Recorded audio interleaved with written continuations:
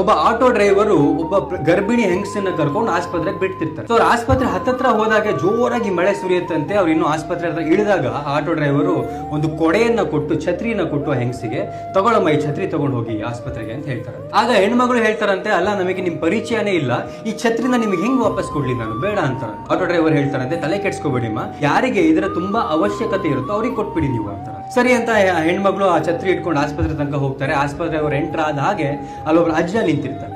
ಅವರು ಮಳೆ ಯಾವಾಗ ನಿಲ್ಲುತ್ತೆ ಅಂತ ಕಾಯ್ತಾ ನಿಂತಿರ್ತಾರೆ. ಸೊ ಅವ್ರಿಗೆ ಆ ಛತ್ರಿನ ಕೊಟ್ಬಿಟ್ಟು, ಅಜ್ಜ ಈ ಛತ್ರಿ ತಗೊಂಡು ನೀವು ಮನೆಗೆ ಹೋಗಿ ಅಂತ. ಸರಿ ಅಂತ ಅಜ್ಜ ಕೊಡೆನ ತಗೊಂಡು ಅವ್ರ ಮನೆ ತನಕ ಹೋಗ್ತಾರೆ. ಮನೆಗೆ ಎಂಟರ್ ಆದಾಗೆ ರೋಡ್ ಅಲ್ಲಿ ಒಂದು ಸ್ಕೂಲ್ ಹೆಣ್ಮಗಳು ತಲೆ ಮೇಲೆ ಬ್ಯಾಗ್ ಅನ್ನ ಇಟ್ಕೊಂಡು ಆ ಮಳೆಯಲ್ಲಿ ನೆನ್ಕೊಂಡು ಹೋಗ್ತಿರ್ತಾಳೆ. ಆ ಹೆಣ್ಮಗಳನ್ನ ಕರೆದು, ತಗೋಬಿಟ್ಟ ಈ ಛತ್ರಿ ತಗೊಂಡು ನಿನ್ ಮನೆಗೆ ಹೋಗುವಂತ. ಸರಿ ಅಂತ ಹೆಣ್ಮಗಳು ಆ ಛತ್ರಿ ತಗೊಂಡು ಮನೆಗೆ ಹೋಗುತ್ತೆ. ಆ ಹೆಣ್ಮಗಳು ಯಾರ ಮನೆಗೆ ಹೋಗುತ್ತೆ ಅಂದ್ರೆ, ಯಾವ ಆಟೋ ಡ್ರೈವರು ಮೊದಲು ಆ ಹೆಣ್ಮಗಳಿಗೆ ಛತ್ರಿ ಕೊಟ್ರಲ್ಲ ಅದೇ ಆಟೋ ಡ್ರೈವರ್ನ ಮನೆಗೆ ಹೋಗುತ್ತೆ.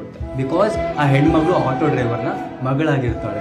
ಅವನು ಎಲ್ಲೋ ಮಾಡಿದಂತ ಒಂದು ಒಳ್ಳೆ ಕಾರ್ಯ ಡೈರೆಕ್ಟ್ ಆಗಿ ಅವನಿಗೆ ಬರದೇ ಇದ್ರು ಕೂಡ ಹಿಂತಿರುಗಿ ಅವನ ಮಗಳನ್ನ ಅದು ಕಾಪಾಡುತ್ತೆ. ನಾವು ಮಾಡಿದಂತ ಒಳ್ಳೆ ಕರ್ಮಗಳು ನಮ್ಮನ್ನು ಅಥವಾ ನಮ್ಮ ಮಕ್ಕಳನ್ನು ಕಾಯುತ್ತೆ ಅನ್ನೋದು ಕೂಡ ಅಷ್ಟೇ ಸತ್ಯ.